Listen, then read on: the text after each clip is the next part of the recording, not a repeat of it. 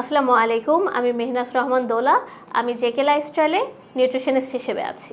আমি তো চিনি ছাড়া চা খাই, আমার কেন ডায়াবেটিক্স হবে? আমাদের সমাজে একটা প্রচলিত ধারণা হলো চিনি খেলেই ডায়াবেটিক্স হয় আর চিনি না খেলে হয় না। কিন্তু আসলে এই ধারণাটি একদমই সঠিক নয়। টাইপ 2 ডায়াবেটিক্সের সূত্রপাত হয় মূলত ইনসুলিন রেজিস্ট্যান্স থেকে।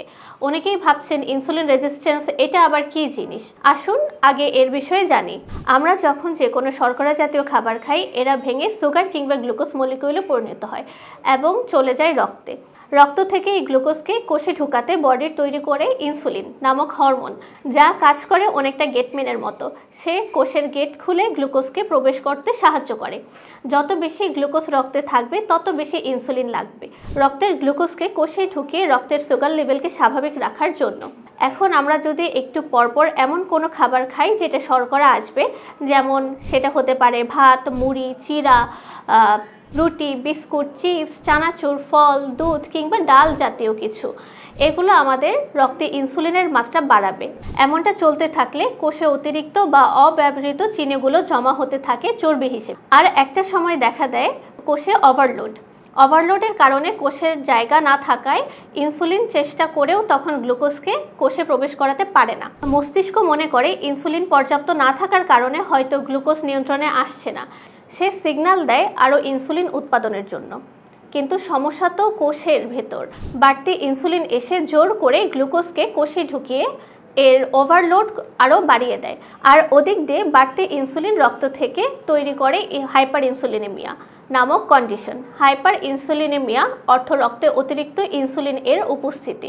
আর ইনসুলিন যতই আসুক, জায়গা না থাকার কারণে তো কোষ ইনসুলিনের প্রতি সাড়া দেওয়া বন্ধ করে দেয়। সে গেটও খুলবে না, তাই গ্লুকোজও প্রবেশ করতে পারবে না। ফলে আমরা খেতে থাকি আর রক্তে গ্লুকোজের মাত্রাও বাড়তে থাকে। বাড়বে না কেন? যাওয়ার তো আর জায়গা নেই। কোষে ইনসুলিনের প্রতি সাড়া না দেওয়ার এই অবস্থাকে বলা হয় ইনসুলিন রেজিস্ট্যান্স। এই বিষয়টা বোঝার পরেও কি বলবেন, আমি তো চা কফিতে চিনি খাই না বা মিষ্টি খাই না, তাই আমার ডায়াবেটিক্সও হবে না। আবার যাদের ডায়াবেটিক্স আছে তারা কি মনে করেন যে চিনি খাওয়া বাদ দিলেই আপনি সুস্থ? আসলে শুধু চিনিকে দোষ দিয়ে লাভ নেই। খাওয়ার পর রক্তে যে লেভেলের গ্লুকোজ স্পাইক করে সেটা অনেক সময় ডিরেক্ট 3 চামচ চিনি খাওয়ার চেয়েও বেশি।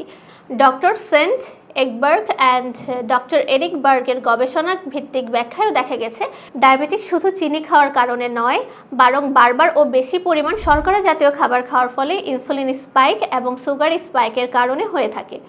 অর্থাৎ তারা ইনসুলিন রেজিস্ট্যান্সকে দায়ী করে থাকেন। তাহলে বিষয়টি কি দাঁড়ালো? চিনি সহজেই লক্ষ্য করা যায়, তাই এটাকে আমরা দৃশ্যমান শত্রু বানিয়ে নিয়েছি। কিন্তু আসলে ক্ষতি তো সেই খাবারগুলোই করছে যাদের আমরা স্বাদও বেশিই চিনি। জেকে লাইফস্টাইল, ওষুধ মুক্ত সুস্থ জীবন।